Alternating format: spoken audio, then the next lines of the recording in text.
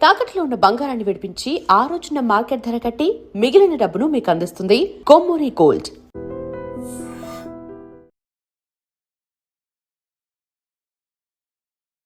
క్రికెట్లో అవకాశం రాకపోతే ఏం చేస్తారు?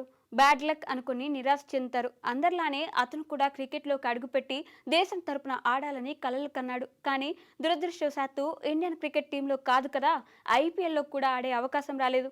అలాంటి ఒక ప్లేయర్ ఏకంగా క్రికెట్కే గుడ్ బై చెప్పి కొత్త ప్రయాణం మొదలుపెట్టాడు. ప్లేయర్గా జట్టులో స్థానం సంపాదించుకోలేని ముంబై బ్యాటర్ నేడు సక్సెస్ఫుల్ బిజినెస్ మ్యాన్గా ఎదిగాడు.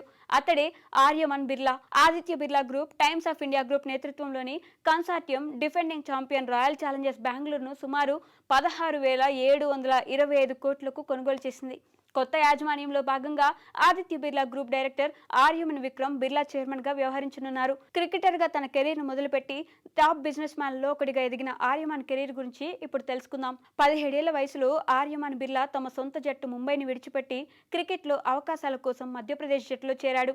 ఫస్ట్ క్లాస్ క్రికెట్ కు ముందు వెస్ట్ హంప్స్టెడ్ క్రికెట్ క్లబ్ తో పాటు లండన్ స్కూల్స్ క్రికెట్ అసోసియేషన్ తరపున ఇంగ్లాండ్ లో ఆడి క్రికెట్ అనుభవాన్ని సంపాదించాడు. 2017లో సీకే నాయుడు ట్రోఫీలో 9 ఇన్నింగ్స్ లో 3 సెంచరీలతో 602 పరుగులు చేసి అత్యధిక పరుగులు చేసిన ఆటగాడిగా రంజీ ట్రోఫీలో స్థానం సంపాదించాడు. రంజీ డెబ్యూలోనే బిర్లా తన బ్యాటింగ్ తో ఆకట్టుకున్నాడు.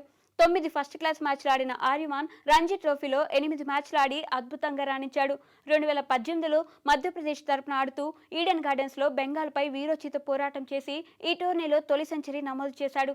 ఆర్యమాన్ సెంచరీతో మధ్యప్రదేశ్ ఈ మ్యాచ్ ను డ్రా చేసుకోగలిగింది.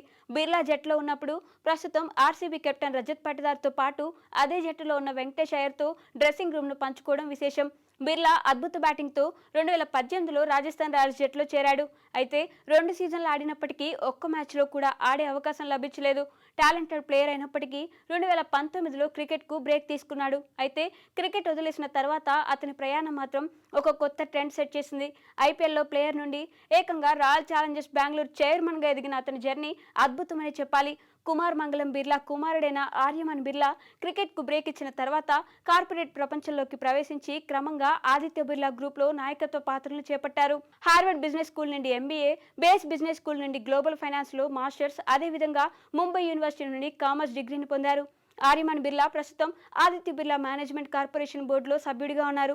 ఈ బాధ్యతలతో పాటు Grasim industries, Aditya Birla fashion and retail, Aditya Birla fashion and retail వంటి కీలక గ్రూప్ కంపెనీల్లో డైరెక్టర్గా వ్యవహరిస్తున్నారు. ప్రొఫెషనల్ క్రికెట్ నుండి తప్పుకున్న 7 ఏళ్ల తర్వాత ఆర్యమన్ ఇప్పుడు లీడర్ హోదాలో స్పోర్ట్స్ రంగంలో అడుగుపెట్టడం విశేషం.